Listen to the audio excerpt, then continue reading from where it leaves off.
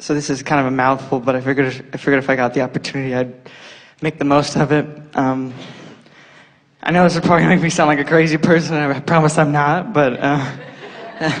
we can't say the same about ourselves. I've read and listened to Ask and It Is Given and lots of other books and CDs on the law of attraction, and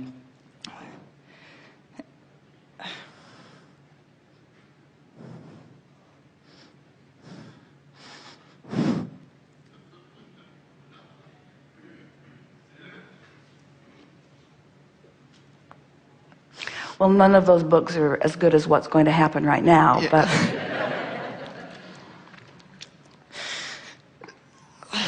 on the law of attraction and the power of our thoughts and the and now you're snorting in the microphone. I know. I thought as soon as I did it. You can add that to your opening. Put the microphone about this far from your snorter. And how to get the most out of what we want in life, and to really be happy. You would think with all this information and knowledge that I've got that I would feel empowered and better off, but instead I really feel... Well, if we thought that, then we wouldn't have written that book, and then that book, and then that book, and then that book, and then that book. Are you upset with yourself at not getting it the first crack out of the box? Yeah. I feel like with all this knowledge that I've gathered, that I would feel more empowered and better off, but instead I feel really overwhelmed and overthink everything. And I have a lot of stress and anxiety a lot of the time because I worry about the negative thoughts and beliefs and feelings that I have surrounding the things that I want in life. And I worry that because of this, it's keeping me from getting them. I know that, and I have so many dreams and things that I want to experience and have, but I feel really frozen with fear of them not coming true. And I feel like if I don't believe 100% and know that they'll come true and feel good all the time when I think about them, that there's no point in trying or going for anything because of my negative thoughts and beliefs are keeping me from getting it. And it's frustrating because I try really hard. I try really hard to feel good and think positive and feel like there's always that voice inside me that's determined to keep me from being happy, that voice that's constantly comparing me to other people and doubting and worrying and criticizing and overthinking everything that I do and think. And I want so bad to just relax. It's interesting. Did you hear us earlier today? We were talking about how the orbs, and we were talking about how we pick you from the crowd, and that a strong desire causes a very powerful spiking. That's how we saw you. In fact, somebody else tried to get in your chair, and we said, "No, not you." So she's worried about you dripping on the microphone. So, as we saw you, the energy of your desire, even though you are a bit as you've described, in that you are worrying about things, so there is a strong tug of war, which is evidenced by the way you're feeling and even about the way that you were reading there. But the desire is so strong that it will prevail. It's wonderful to see such powerful desire so early in life, and that's the most significant thing that we want to say to you.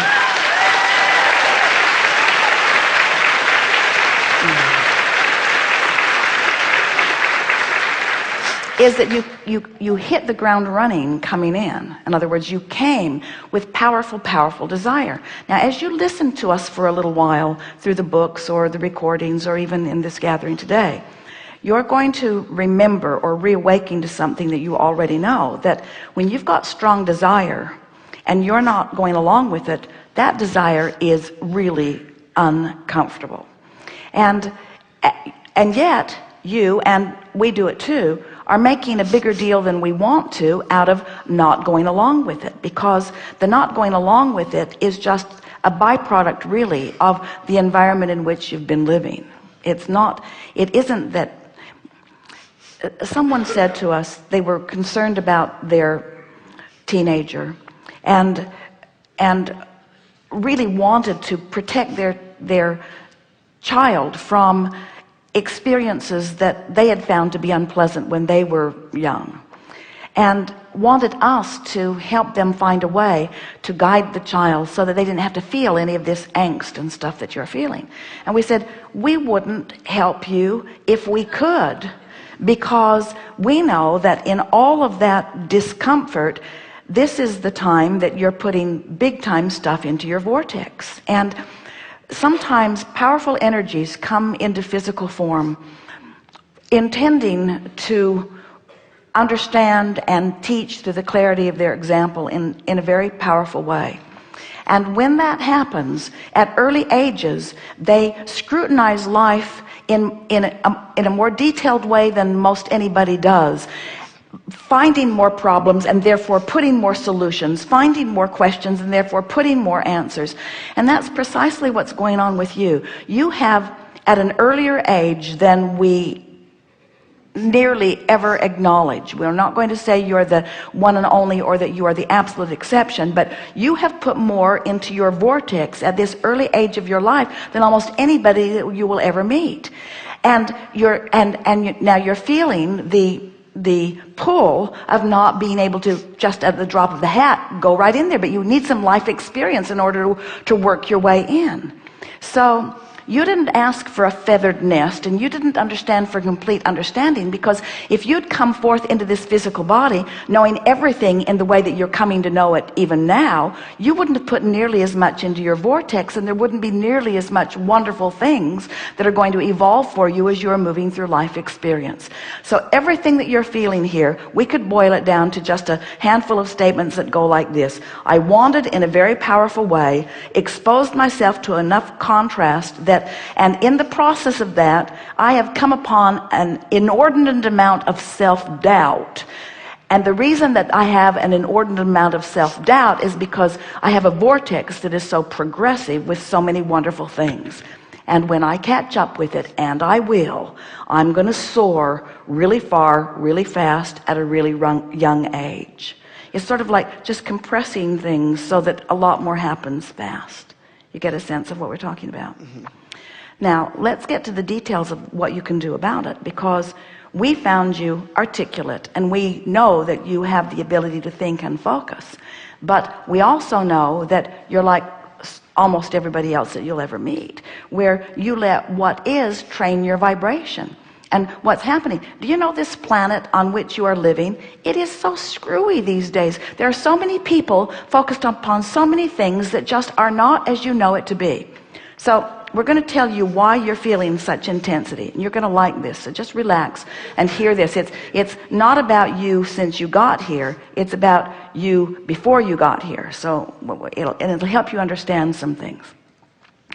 So everyone's running around exploring life, knowing what they don't want, knowing what they do want.